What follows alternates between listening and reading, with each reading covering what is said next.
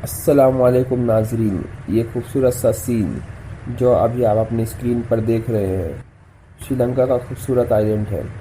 पर क्या आप जानते हैं कि आज से 12 साल पहले तक इसके मशरिक और शुमाल में यानी ईस्टर्न और नॉर्थर्न प्रोविंस में सिविल वॉर या खाना जंगी जारी था। इस वीडियो में हम आपको इसी खाना जंगी के बारे में बताने वाले हैं, तो चलिए वीडियो शुरू करते हैं। वो साल था 1505 जब पोर्चुगीज यानी पुर्तगाली कमांडर लॉरेंको डी अल्मीडा श्रीलंका पहुंचा। वहां पहुंचने के बाद उसने देखा कि श्रीलंका में मौजूद 7 रियासतें हैं जो आपस में लड़ती हैं और किसी भी बाहरी ताकत का मुकाबला नहीं कर सकती हैं। 1517 में पोर्चुगीज ने कोलंबो शहर के पास एक किले की बुनियाद रखी और फिर धीरे धीरे अपना कंट्रोल साहिली यानी कोस्टल एरियाज पर बढ़ाया। 1592 में श्रीलंका में सिंहलीस रियासत ने अपना कैपिटल यानी दारुल हुकूमत कैंडी में शिफ्ट कर दिया ताकि उसे पोर्चुगीज से बचाया जा सके। और फिर उनके बीच में और पोर्चुगीज के बीच में छोटी मोटी लड़ाइयाँ चालू थी। वहाँ पर मौजूद श्रीलंकन को पोर्चुगीज ने ज़बरदस्ती क्रिश्चियनिटी में कन्वर्ट कराया और साहिली इलाकों में मौजूद मुसलमानों का कत्ल किया, जिसकी वजह से बहुत से मुसलमानों को अपने इलाके छोड़कर श्रीलंका के दूसरे इलाकों में जाना पड़ा। श्रीलंका में बुद्ध मत के लोग जो कि अक्सरियत में थे, उन्हें पुर्तगालियों के बढ़ते हुए कब्जे से अब परेशानी हो रही थी और वो किसी भी बाहरी ताकत की मदद से पुर्तगालियों को भगाना चाहते थे। 1602 में डच कप्तान जॉरिस वैन स्पिलबर्गन श्रीलंका पहुंचा और फिर उससे कैंडी के बादशाह ने मदद मांगी। 1660 आते आते डचों ने पूरे श्रीलंका पर अपना कंट्रोल जमा लिया, सिवाय कैंडी की रियासत के। श्रीलंका पर कब्जा करने के बाद डचों ने श्रीलंका की आवाम से पुर्तगालियों से भी ज़्यादा टैक्स वसूलना शुरू किया। 1669 में ब्रिटिश यानी अंग्रेज कप्तान रॉबर्ट नॉक्स श्रीलंका पहुंचा और वहां पहुंचने के बाद उसे कैंडी के बादशाह ने कैद कर लिया। 19 साल बाद वो उनकी कैद से भाग निकला और इस इंसिडेंट या वाक़ये के बारे में लिखा। इसकी वजह से अंग्रेज़ों ने श्रीलंका में दिलचस्पी लेना शुरू किया। 1796 में अंग्रेज़ों ने साहिली इलाकों पर आसानी से कब्जा किया। 1802 में ट्रीटी ऑफ अमेंस अंग्रेज़ों और डचों के बीच में साइन हुई और डचों के कंट्रोल का सारा इलाका अंग्रेज़ों के हाथ में आ गया। 1815 में अंग्रेज़ों ने कैंडी को हराकर कैंडी पर भी अपना कब्जा कर लिया और इस तरह पूरा श्रीलंका उनके कंट्रोल में आ गया। इसके बाद अंग्रेज़ों ने पाया कि श्रीलंका में पहाड़ी इलाकों में कॉफ़ी, टी और रबर की अच्छी खेती की जा सकती है।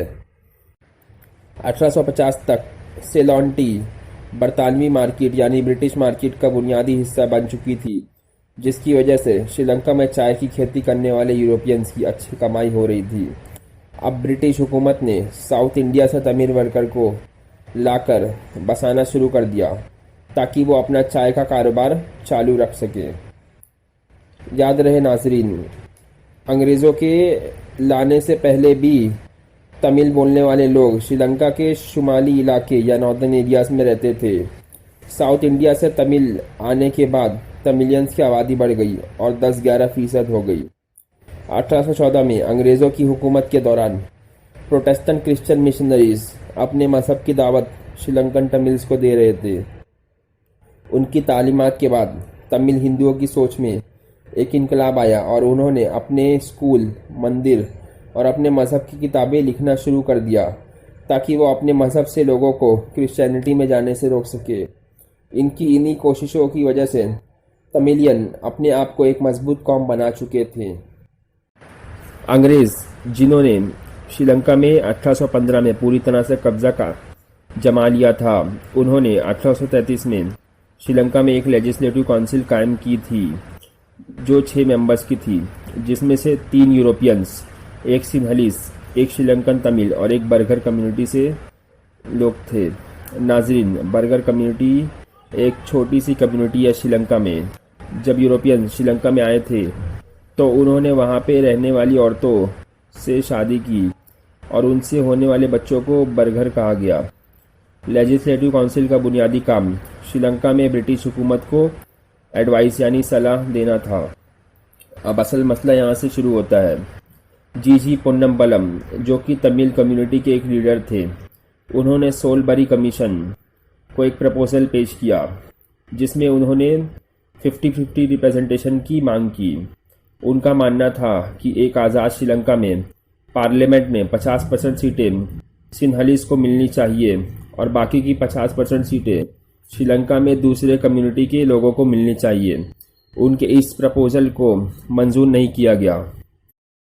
1948 में श्रीलंका आज़ाद हुआ और श्रीलंका में सिंहलीज हुकूमत आई और उसी साल पार्लियामेंट में सिलोन सिटीजनशिप एक्ट आया, जिसमें वो तमिल जो इंडिया से आए थे उन्हें अब आज़ाद श्रीलंका में सिटीजनशिप या शहरियत नहीं दी जाएगी। अब इस बिल के खिलाफ प्रोटेस्ट यानी एहतजाज होना शुरू हो गया।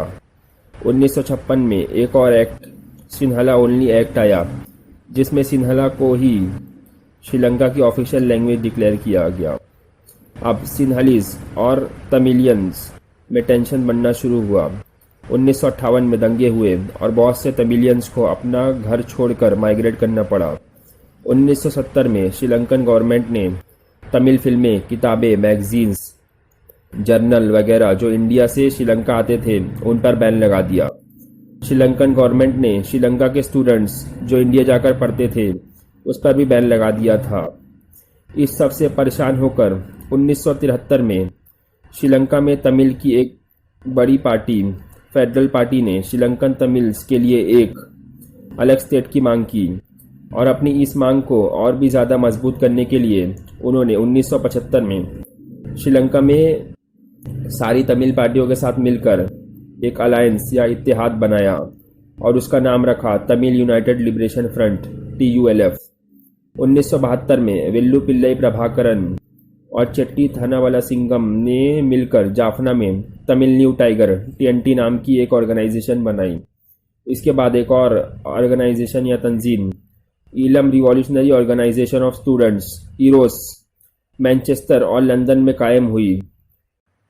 इस ऑर्गेनाइजेशन का काम श्रीलंका में रहने वाले तमिलियंस के लिए पासपोर्ट अरेंज करना और वहां से आने वाले लोगों के लिए एम्प्लॉयमेंट यानी रोजगार का बंदोबस्त करना था, ताकि वो अब अपनी अलग रियासत या ईलम, जिसका मतलब रियासती होता है, की मांग की लड़ाई में मदद कर सके। अब श्रीलंकन तमिल्स की 3 तंजीमें हो गई थी। एक है TULF जो उनकी सियासी तंजीम है, दूसरी है TNT जो हथियारों के दम पर लड़ रही थी और तीसरी थी ईरोस जो दूसरे मुल्कों में श्रीलंकन तमिल्स को सपोर्ट कर रही थी। 1976 में TNT ने अपना नाम बदलकर LTTE liberation tigers of Tamil Eelam रख लिया और इसके बाद उनके लीडर प्रभाकरन ने जाफना शहर के मेयर अल्फ्रेड दुरैयप्पा का कत्ल कर दिया।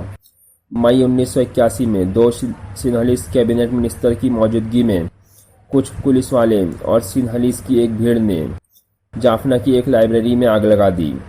लाइब्रेरी में आग लगने की वजह से 90,000 किताबें जल गई और उनमें से कुछ किताबें बहुत पुरानी थी जो तमिलियंस के लिए काफ़ी ज़्यादा मायने रखती थी। और इस वाक़ये के बाद तमिलियंस को अब ये यकीन हो गया था कि श्रीलंका की हुकूमत उनके साथ जुल्म कर रही है और अब उन्होंने ठान ली थी कि वो अपनी अलग रियासत बनाकर रहेंगे। नाज़रीन, ये था सिविल वॉर का बैकग्राउंड। इसके अगले पार्ट में हम आपको इस सिविल वॉर के आगे की कहानी बयान करेंगे। वीडियो अच्छा लगा तो इसे लाइक करें, चैनल को सब्सक्राइब कर ले ताकि इसका अगला पार्ट आप तक जल्द से जल्द पहुंच सके।